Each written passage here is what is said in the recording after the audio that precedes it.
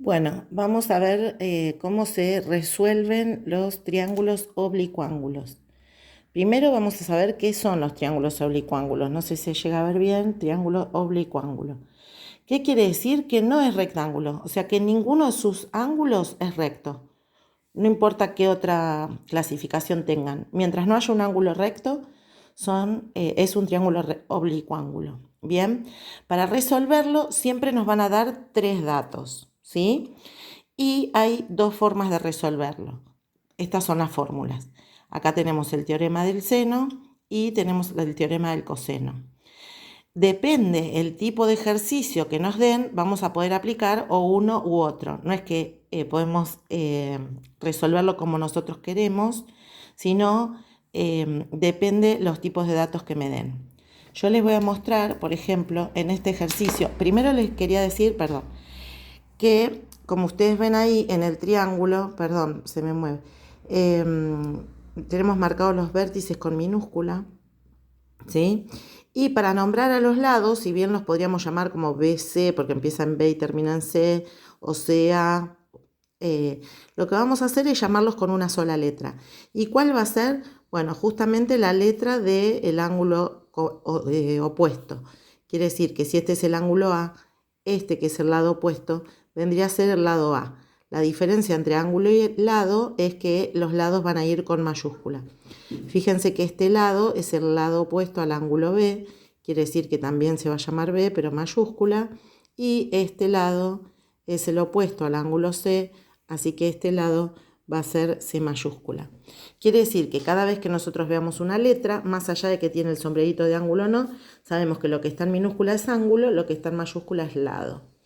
Bien, entonces acá tenemos la fórmula. Si quieren pueden pausar el video y sacarle foto en este momento.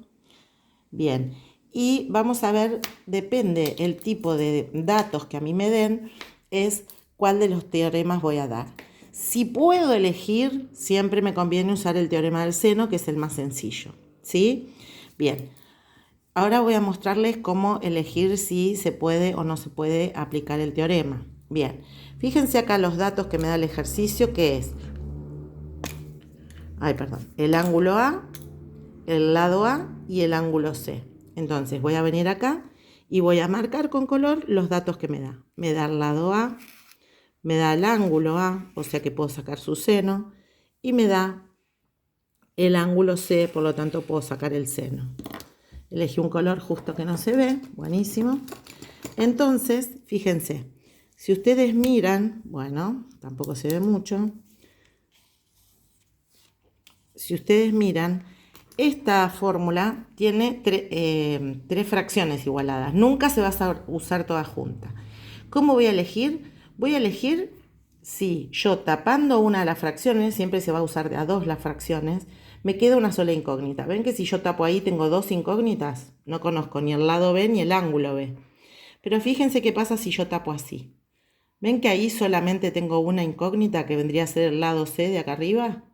Bien, entonces voy a usar esa fórmula solamente con la fracción de la A y con la de la C, ¿sí? Entonces ya acá lo tengo escrito. A sobre el seno de A igual a C sobre el seno de C. Y ahora voy a reemplazar. Fíjense, ¿cuánto vale A mayúscula? 30 metros sobre el seno. ¿Cuánto vale el ángulo A? 32 grados. ¿A qué es igual? Es igual al lado C, que no lo conozco, así que le voy a dejar la letra, sobre el seno del ángulo C, que fíjense que es 127 grados. ¿Sí? Recuerden que para trigonometría vamos a usar en la calculadora científica estos tres botones, seno, coseno o tangente. ¿Sí? Bueno, yo lo expliqué en el de resolución de triángulos rectángulos. Bien, ahora lo vamos a ir resolviendo. Fíjense que me queda 30 metros sobre, saco el seno de 32, el seno de 32 es 0,52, es igual a C sobre el seno de 127 que me da 0,79. Y acá lo que vamos a hacer es aplicar la propiedad fundamental de las proporciones. ¿Qué significa eso tan raro? Que esto por esto es igual a esto por esto. El producto de los extremos es igual al producto de los medios. Siempre vamos a hacer lo mismo. Cuando tenemos esta forma así, Esto por esto es igual a esto por esto, ¿sí? Quiere decir que me queda 30 metros por 0,79 es igual a C por 0,52. 30 por 0,79 da 23,7. Este 0,52 que está multiplicando lo voy a pasar dividiendo para acá, ¿sí? Quiere decir que acá me quedó la C sola. Bien. Y el resultado de esa cuenta de dividir es 45,57. Acá no le estoy poniendo las unidades, debería ponerle metro, metro, metro, metro. ¿Hasta ahí vamos bien? Bueno. Otra cosa que hay que tener en cuenta es que el título de este ejercicio, bueno, yo acá lo puse distinto, pero es resolución. ¿Qué quiere decir resolver un triángulo? Resolver un triángulo significa encontrar la medida de todos los lados y todos los ángulos. Entonces, fíjense que yo acá tenía el ángulo A, el lado A, el ángulo C, y ahora tendríamos que, ¿cuáles serían nuestras incógnitas? Las incógnitas serían todo lo que no conocemos, el lado C, el ángulo B y el lado B, ¿sí? Fíjense que recién sacamos el lado C. Quiere decir que nos falta calcular el ángulo B y el lado B. Bien, fíjense que nosotros conocemos dos ángulos, ¿sí? Bien, si conocemos dos ángulos, no se olviden que hay una propiedad que cumplen los triángulos, que la suma de los tres ángulos es 180.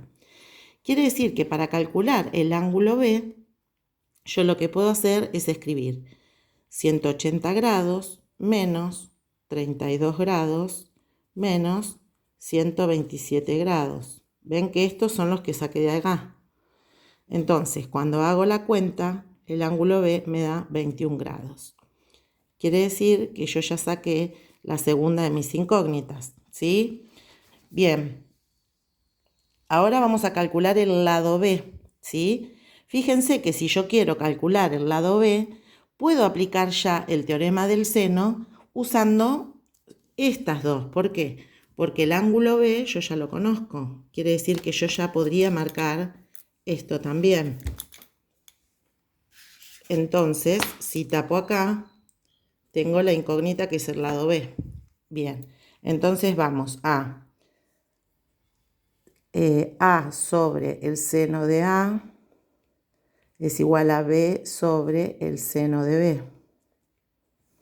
Bien, A dijimos que era 30 metros sobre el seno de 32 es igual al lado B, que no lo conozco,